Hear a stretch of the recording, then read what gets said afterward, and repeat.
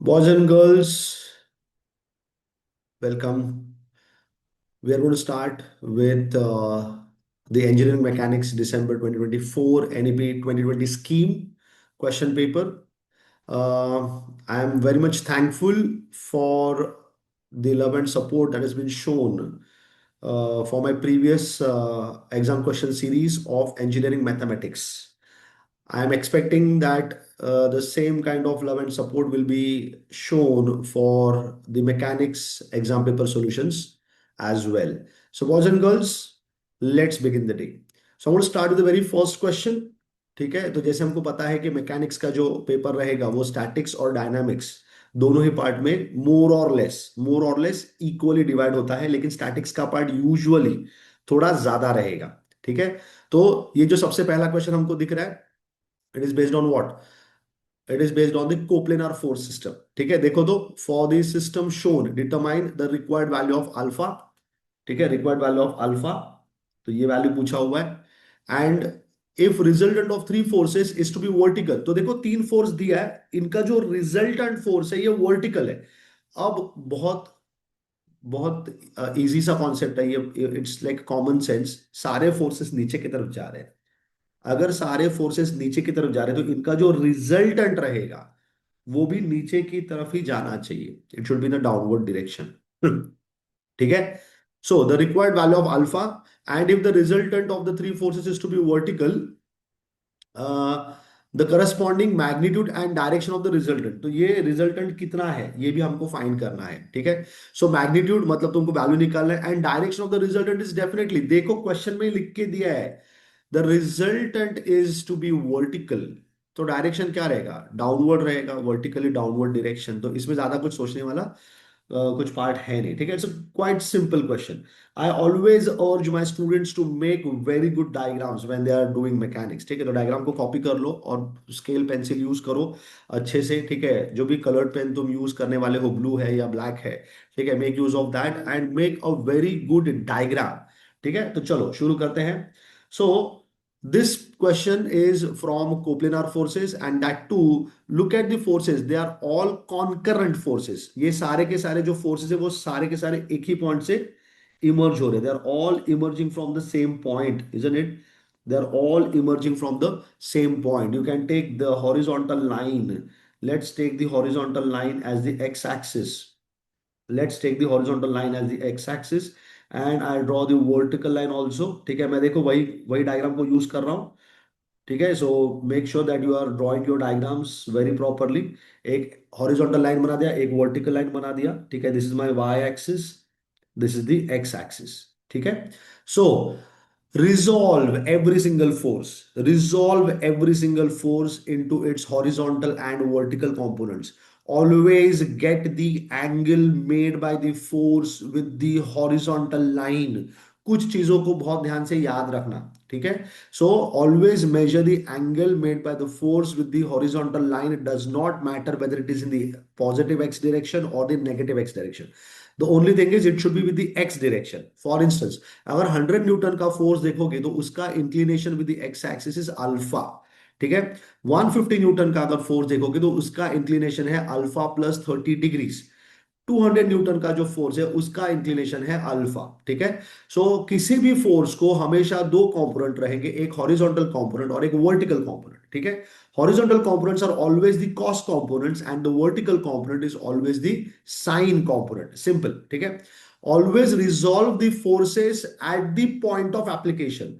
Eight the point of application, तो जहां पे भी फोर्स एक्ट कर रहा है वहीं पे रिजॉल्व करो। लेकिन क्या हो जाएगा ना, जब कॉन्करेंट फोर्स रहेगा तो अगर जिस पॉइंट पे फोर्सेस को अप्लाई किया है वहीं पे रिजॉल्व कर दिया तो फोर्सेस का ओवरलैपिंग हो जाता है। ठीक है, तो इसलिए हम क्या करेंगे, थोड़ा सा दूर उसको रिजॉल्व करेंगे, लेकिन दिमाग में हमेशा याद रखेंगे कि ये जो रेजोल्यूशन हुआ है ये पॉइंट ऑफ एप्लीकेशन, जैसे कि यहाँ पे पॉइंट ओ है, यहीं पे हुआ है। ठीक है, so I take the very first force, 100 newton का फोर्स है, उसका इंक्लिनेशन अल्फा है। तो उसका जो हॉरिजॉन्टल कंपोनेंट आएगा, उसका जो हॉरिजॉन्टल कंपोनेंट आएगा, मैं यहां पे बना देता हूं, लेट अस से this is the horizontal component. ठीक है, so this would be 100 cos of alpha. और जो इसका वर्टिकल कंपोनेंट आएगा, जो इसका वर्टिकल कंपोनेंट आएगा वो हो जाएगा 100 साइन ऑफ अल्फा। ठीक है। सो हॉरिजॉन्टल वर्टिकल कंपोनेंट मैंने बना दिया 100 न्यूटन का, लेकिन ये रेजोल्यूशन जो है वो पॉइंट ऑफ एप्लीकेशन पे ही करना ज्यादा सेंसिबल रहता है। ठीक है। फिर दूसरा फोर्स ले लेंगे। ठीक है, दूसरा फोर्स ले लेंगे। दूसरा फोर्स है हमारा 150 न्यूटन। उसका जो इंक्लिनेशन है वो अल्फा +30 है। तो उसका भी हॉरिजॉन्टल कंपोनेंट बना देंगे। लेट से ये हॉरिजॉन्टल कंपोनेंट है। ठीक है। This is 150 cos of alpha +30। और जो वर्टिकल कंपोनेंट है वो हो जाएगा 150 साइन ऑफ अल्फा +30 डिग्री। ठीक है। सो मैंने रिजॉल्व कर दिया 150 न्यूटन को भी। अब 200 न्यूटन का फोर्स ले लो, उसको भी रिजॉल्व कर लो। सो 200 न्यूटन का जो दो रिजोल्यूशन आएगा, एक ये है 200 कॉस अल्फा, लेफ्ट की तरफ जा रहा है। फोर्स देखो कैसा जा रहा है, देखो लेफ्ट में जा रहा है और नीचे जा रहा है। ठीक है। ये वाला फोर्स किधर जा रहा था, राइट में जा रहा है और नीचे जा रहा है। तो अकॉर्डिंगली मैंने जो उसका जो रिजॉल्व कंपोनेंट्स है उनका डायरेक्शन डाल दिया, वेरी सिंपल। तो मैं सिर्फ क्या करता हूं, मैं जो मैग्नीट्यूड है बस उतना ही लिखता हूं, उसका साइन नहीं लिखता हूं मैं। I don't write the sine, वो कंफ्यूजन ऐड करता है।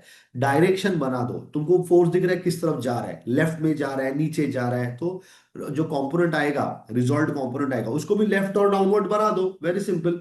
ठीक है। चलो, तो दूसरा भी वर्टिकल कंपोनेंट बना देंगे हम लोग यहाँ पे।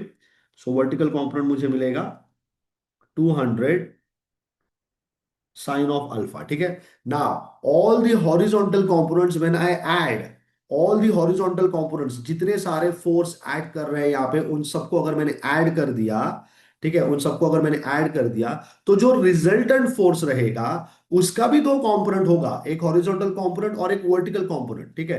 तो सारे एक्स कंपोनेंट्स ऐड करूंगा तो रिजल्टेंट का एक्स कंपोनेंट मिलेगा। सारे y कंपोनेंट्स को ऐड करूंगा तो रिजल्टेंट का y कंपोनेंट मिलेगा। Very simple boys and girls. ठीक है। जो रिजल्टेंट फोर्स है, इन तीनों को हटा दूंगा यहां से और एक रिजल्टेंट फोर्स डालूंगा, एक सिंगल फोर्स। ठीक है। One single force is capable to bring the exact same effect that is brought by these three forces. ये जो तीन फोर्स है, इनका जो इनका जो इफेक्ट आने वाला है बॉडी पे, same effect one single force can bring, and that one single force is called as the resultant of these three forces. तो जो रिजल्टेंट फोर्स है उधर भी दो कंपोनेंट रहेगा, एक एक्स कंपोनेंट रहेगा, एक वाई कंपोनेंट रहेगा। तो रिजल्टेंट फोर्स का x component, that is called as resultant force का x component Rx should be equal to sum of the x components of all the forces which are involved. So summation of fx लिखा जाता है। And ry resultant का जो y component रहेगा, that would be equal to summation of fy. So always remember this. The resultant x component Rx is going to be summation of fx. The resultant y component Ry is going to be summation of fy. Now, the question says that the resultant has to be vertical. The resultant has to be vertical. That means there is no horizontal component for the resultant. That means Rx is going to be equal to zero. Rx is going to be equal to zero. तो मैं अभी यहाँ पे क्या कर लूंगा, एक vertical force यहाँ पे बना देता हूं मैं। ठीक है। एक वर्टिकल फोर्स बना देता हूं जो कि रिजल्टेंट फोर्स है। ठीक है। This is the resultant force. So now this is R. ठीक है, resultant force. Rx is going to be how much? Rx is going to be zero. You also should be remembering that resultant force R is actually under root of Rx square plus Ry square. ठीक है। और जो resultant force का inclination होता है theta, it is given by tan inverse of Ry upon Rx, और it is also written as summation of fx the whole square plus summation of fy the whole square। ठीक है। और यहां पे हो जाएगा tan inverse of summation of fy upon summation of fx। these are the notations, different notations that people use। ठीक है। मैं rx और ry यूज करता हूं। तो मुझे पता चल गया है कि rx का वैल्यू 0 है, since resultant is vertical. Since resultant is vertical, therefore Rx must be equal to 0। ठीक है। तो R under root of Rx square which is 0 square plus R Y square, तो root of R Y square तो सिर्फ R Y बन जाएगा। That mean जो तुम्हारा वाई कॉम्पोनेंट रहेगा रिजल्टेंट का वही तुम्हारा रिजल्टेंट है। ठीक है, दैट इज योर रिजल्टेंट। तो सबसे पहला क्या करेंगे, summation of f x equal to zero ले लेंगे, since r x is equal to zero, that is summation of f x equal to zero. तो मैं यहाँ पे r x that is equal to summation of f x equal to zero. So you take all the x components. ठीक है, तो देखो सबसे पहला तो मुझे दिख रहा है ये 100 कॉस अल्फा। ठीक है, ये किधर जा रहा है, ये राइट में जा रहा है। ठीक है, 100 कॉस अल्फा राइट में जा रहा है, तो 100 कॉस अल्फा लिख दो यहाँ पे, राइट में जा रहा है तो प्लस साइन के साथ 100 कॉस ऑफ अल्फा। ठीक है, उसके बाद जो अगला फोर्स है 150 कॉस ऑफ अल्फा प्लस 30, ये भी राइट में जा रहा है तो प्लस लिख दो। ठीक है, plus 150 cos of alpha plus 30 degrees. ठीक है, उसके बाद नेक्स्ट है तुम्हारा 200 कॉस ऑफ अल्फा, ये लेफ्ट में जा रहा है। ठीक है, सो यहां पे लिख दो प्लस 200 कॉस ऑफ अल्फा। ठीक है, ये लेफ्ट में जा रहा है तो ये हो जाएगा माइनस। ठीक है, very important boys and girls. ठीक है, जो फोर्स जहां पे जिस डायरेक्शन में जा रहा है अकॉर्डिंगली हमको साइन कंसिडर करना है। तो 200 कॉस अल्फा लेफ्ट में जा रहा है तो वो नेगेटिव साइन के साथ आएगा। This all equal to zero. ठीक है, please rely on the algebraic method of getting the answer. Do not straight away put the equation into your calculator. Sometimes the calculator gives you only one answer and that answer is usually the wrong answer. ठीक है, जो छोटा वाला answer है वो देता है, तो कभी कभी वो आंसर नहीं होता है यहाँ पे। सो make sure that you rely on the algebraic method of getting the answer. Of course, sometimes the calculator will be giving you the correct answer also, but it does not happen always. हर बार नहीं होता है। ठीक है, so be very careful with this particular part. So I'm going to take the simplification of this 100 cos alpha minus 200 cos alpha बन जाएगा minus 100 cos alpha. So I can write here 150 cos of alpha plus 30 degrees is equal to 100 cos alpha हो जाएगा। ठीक है, मैंने transfer कर दिया 100 cos alpha को उस तरफ। That gives me 150। Again I am telling boys and girls, substitute करेंगे तो ऐसा हो सकता है कि डायरेक्ट आंसर मिल जाए। ठीक है, मैं चेक नहीं कर रहा हूं, लेकिन अगर तुमने ये इक्वेशन में डाल दिया, ठीक है, जो इक्वेशन मोड होता है कैलकुलेटर उसमें डाल दिया तो डायरेक्टली अल्फा का वैल्यू मिलता है। लेकिन वो वैल्यू कभी कभी इनकरेक्ट वैल्यू होता है। Incorrect in the sense not with respect to the solution, with respect to the question that is been asked. ठीक है, जो अल्फा का वैल्यू सपोज अल्फा का वैल्यू 0 और 45 डिग्रीज आना चाहिए। ठीक है, 0 और 45 डिग्रीज, दो वैल्यूज अल्फा का वैल्यू आना चाहिए जब सॉल्व करेंगे तब। लेकिन कैलकुलेटर ने सिर्फ 0 दिया हुआ है और सही आंसर 45 डिग्रीज है। That is where the challenge happens. Okay, so that's why I always recommend my students to simplify this using the algebraic concept. So ठीक है, चलो। So 150 cos of alpha, अब मैं यहाँ पे क्या करूंगा, ये जो 150 है ये तुम 100 के साथ डिवाइड कर दो, या 100 को नीचे लेके आ जाओ 150 के, one and the same thing. ठीक है, सो 150 अपॉन 100 करेंगे तो 15 अपॉन 10 हो जाएगा। थ्री के टेबल में थ्री फाइव जा एंड थ्री टू जा, गेटिंग 150 डिवाइड बाय 100 कर, जीरो जीरो कैंसिल। तो फाइव के टेबल में फाइव थ्री जा, five times three and five times two, so 3/2 हो जाएगा। ठीक है, 3/2। So I get 3/2 bracket cos of alpha plus 30, that's cos alpha cos 30 minus sine alpha sine 30 is equal to 100 चला गया लेकिन कॉस अल्फा अभी भी बाकी है, कॉस अल्फा। ठीक है, so that should give me now cos 30 का वैल्यू कितना होता है, √3/2 होता है। साइन 30 का वैल्यू 1/2 होता है। वैल्यूज डाल दो और जो बाहर 3/2 बैठा है उसको अंदर मल्टीप्लाई कर दो। So you'll get 3/2 into cos 30 का value √3/2 into cos of alpha minus sine 30 का value 1/2 into sine alpha is equal to cos alpha. Cos alpha के दो टर्म्स है, साथ में लेके आ जाओ, ये कॉस अल्फा इधर लेके आ जाना, ये साइन अल्फा को तुम राइट में भेज दो। तो ये हो जाएगा 3√3 ये कॉस अल्फा मैंने लेफ्ट में लाया तो माइनस कॉस अल्फा हो गया, तो -1 cos alpha is equal to half sine alpha को राइट में भेज दिया, हाफ साइन अल्फा। तो from here I can say sine alpha upon cos alpha. ठीक है, ये जो कॉस अल्फा मल्टीप्लीकेशन में है, इसको मैंने यहाँ पे डिनोमिनेटर में लेके आ गया, और ये जो हाफ यहाँ पे मल्टीप्लीकेशन में, इसको मैं यहाँ पे डिनोमिनेटर में भेजने वाला हूँ। So my numerator is what, the numerator is 3√3/4 - 1। कोई सिंप्लीफिकेशन यहाँ पे करने का जरूरत नहीं होता है, and denominator is going to be 1/2. But I know sin alpha upon cos alpha is nothing but what? It's tan alpha, isn't it? So sin alpha upon cos alpha, I know it is tan of alpha. तो alpha बन जाएगा tan inverse of this answer, isn't it? tan inverse of this answer. तो चलो, tan inverse of this thing, ठीक है। तो थोड़ा सा इसको एडजस्ट कर देंगे जल्दी जल्दी। Alpha is going to be tan inverse of. Now this you put in your calculator and get the answer of alpha. ठीक है, तो जल्दी से हम कैलकुलेटर का यूज करेंगे हम। So I'm going to get my answer as, boys and girls, please be very comfortable with the calculators. जितना हो सके उतना यूज करने का कोशिश करो, ताकि एग्जाम में जल्दी जल्दी तुम सिंप्लीफिकेशन कर पाओ। So you get here 3√3/4 -1 divided by 1/2, ठीक है। And then you close your bracket, so that comes out to be 0.539। ये जो मैंने एंगल निकाला है, ये रेडियन मोड में आया है, ठीक है। तो इसको तुरंत हम डिग्री मोड में भी आंसर निकाल लेंगे, ठीक है। सो डिग्री मोड में इसका आंसर होने वाला है, so let me do this one more time, multiply by, you'll be getting it as 180 divided by pi, ठीक है।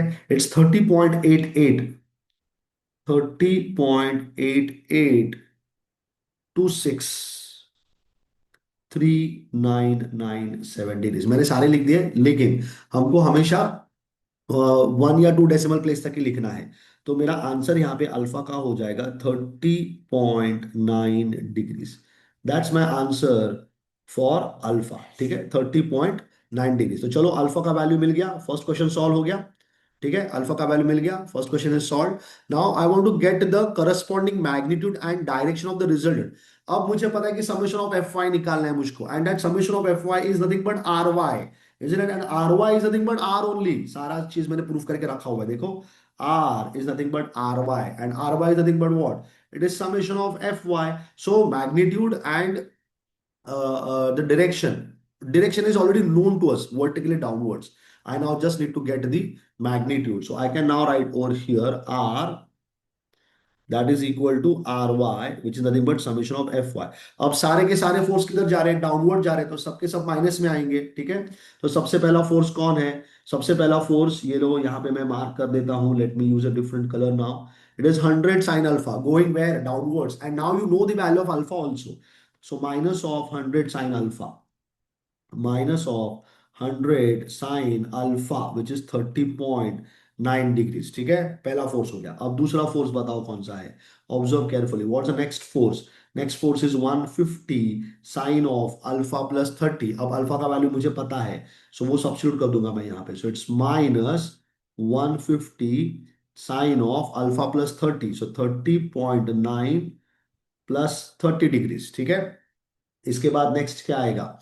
इसके बाद नेक्स्ट आने वाला है 200 साइन अल्फा, ठीक है। देखो तो, 200 साइन अल्फा, सारे वर्टिकल फोर्सेस जो जो थे मैंने सबको यहां पे इंक्लूड किया हुआ है। So minus of 200 sine alpha, so I get here minus of 200 sine of alpha which is 30.9 degrees. अब देखो, सबके सब माइनस साइन के साथ मिल रहे हैं, इसका मतलब पूरा जो फाइनल आंसर है वो नेगेटिव आएगा। नेगेटिव आएगा मतलब क्या? The resultant force is going the downward direction, isn't it? So logically also we were very much correct, and now we have shown it analytically also, ठीक है। एनालिसिस करने के बाद भी हमको क्या दिख रहा है कि रिजल्टेंट नेगेटिव आ रहा है, इसका मतलब रिजल्टेंट डाउनवर्ड जा रहा है। तो चलो, कैलकुलेटर का यूज करेंगे और जल्दी से ये आंसर निकाल लेंगे। So I have, please make sure that your calculator is in the degree mode, boys and girls, ठीक है। डिग्री मोड में रखना उसको, कैलकुलेटर को डिग्री मोड में रखो, ठीक है। सो आई हैव, क्योंकि रेडियन में लिखोगे रेडियन में लिखोगे तो कैलकुलेटर को रेडियन मोड में रखना पड़ेगा, ठीक है, और फिर आंसर निकालना पड़ेगा। सो ये डिग्री रेडियन का बहुत कंफ्यूजन रहता है स्टूडेंट्स के माइंड में। So be very careful about the radian and the degree conversion when you are doing mechanics, ठीक है। सो मैथ्स में इतना टेंशन नहीं रहता है, ठीक है, लेकिन जब मैकेनिक्स का वक्त आता है तो you should be very careful. So -100 into sine of how much it is, 30.9, 30.9 it is, and then minus of 150 multiplied with sine of the angle is 30.9 plus that 60.9, ठीक है, and then minus of 200 into sine of कितना है 30.9 again, ठीक है, minus of 200 into sine of 30.9, ठीक है। So now let me get this answer, how much it is going to be. It comes -285